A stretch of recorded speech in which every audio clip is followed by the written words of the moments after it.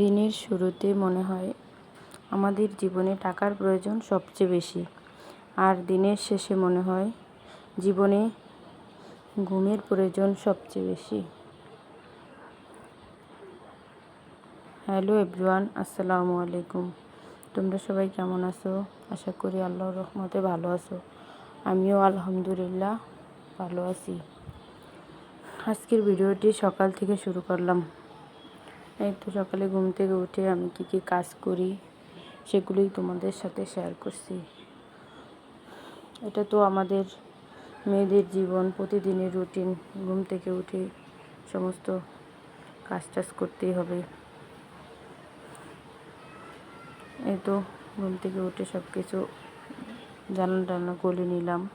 এরপর একটু বাইরে হাঁটতে যাব, মুরগিকে খাবার দিলাম। এখন একটু বাইরে যাচ্ছি।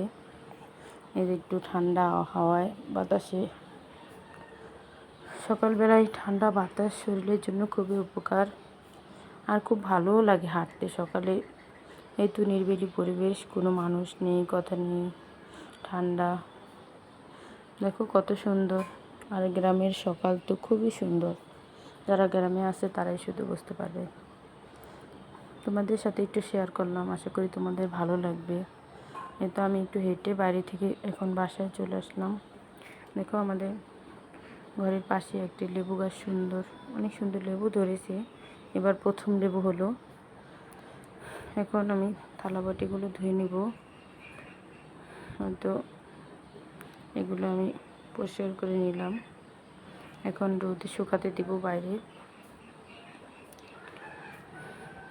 তারপর একে একে সব কাজগুলো করে নিচ্ছি আর তোমাদের সাথে শেয়ার করছি।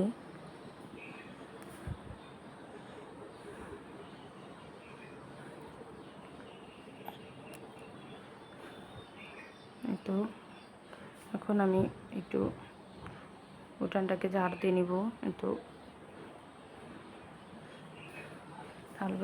থালাবাটিগুলো পরিষ্কার করে এখন বাইরে উঠানটাকে ঝাড় দিয়ে নিচ্ছি।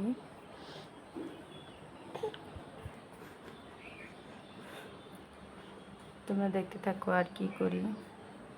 আমার ঝাড়ু দেওয়া শেষ।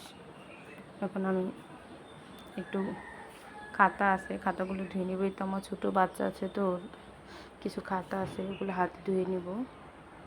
কাপড়গুলো কেচে তারপর এগুলো একটু পরিষ্কার করে নেব।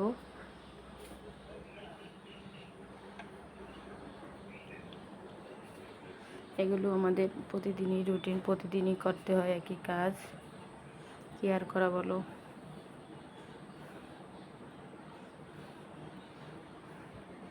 বাচ্চা থাকলে তো এসব করতেই হবে। এখন খাতাগুলো ধুয়ে নিলাম। এগুলো সব এখন আমি রোদে দিয়ে আসবো। তো এখন আমি এগুলো দিয়ে আসলাম। তারপর চলে গেলাম নাস্তা বানাতে। আজকে সকালে খাবো রুটি। এখন গিয়ে দেখলাম আমার আটা বরং খালি। এখন একটু আটা রিফিল করে নিচ্ছি। তারপর আজকের নাস্তায় রুটি, আলু ভাজি করলাম আর ডিম ভাজা। দেখো আমাদের গাছের আম, মাশাআল্লাহ, আলহামদুলিল্লাহ। এই যে প্রথম আম পেকেছে। এগুলো আমগুলো খেতে খুবই মিষ্টি। কে কে আম খেয়েছো কমেন্টে জানাবে। আজকের ভিডিওটি এ পর্যন্তই। দেখা হবে অন্য কোনো নতুন ভিডিও নিয়ে। সে পর্যন্ত ভালো থাকবে। আল্লাহ হাফেজ। আসসালামু আলাইকুম।